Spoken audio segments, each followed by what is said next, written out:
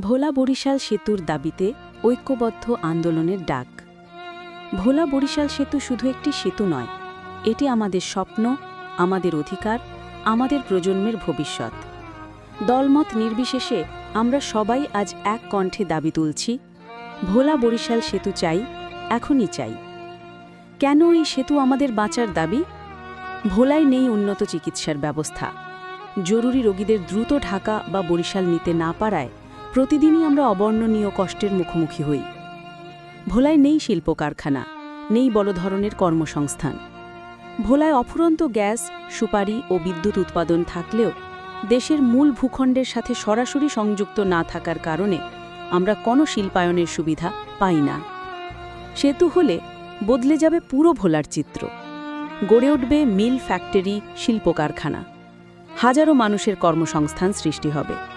মানুষকে আর ঢাকায় বা বিদেশে কাজ খুঁজতে ছুটতে হবে না। কৃষিপণ্য, মাছ, সুপারি, গ্যাস দেশব্যাপী দ্রুত পৌঁছে যাবে। অর্থনীতি ঘুরে দাঁড়াবে। রোগী দ্রুত ঢাকা, বরিশালে পৌঁছাতে পারবে। প্রতি বছর অসংখ্য প্রাণ বিলীন হয় দেরি হওয়া যাতায়াতের কারণে। সেতু হলে সেই জীবনগুলো বাঁচবে। এখনই সময় এক হওয়ার। দল, মত, শ্রেণী, পেশা, সমাজ, ধর্ম নির্বিশেষে সবাইকে একই কণ্ঠে দাঁড়াতে হবে। কারণ এই সেতু কারো ব্যক্তিগত প্রয়োজন নয়, এটি ভোলার ভবিষ্যৎ, ভোলার বাঁচার পথ। ভোলার ২০ লক্ষ মানুষের সম্মিলিত আন্দোলন প্রয়োজন। ভোলা বরিশাল সেতু কোনো একটি দলের দাবি নয়, এটি ভোলার ২০ লক্ষ মানুষের অধিকার।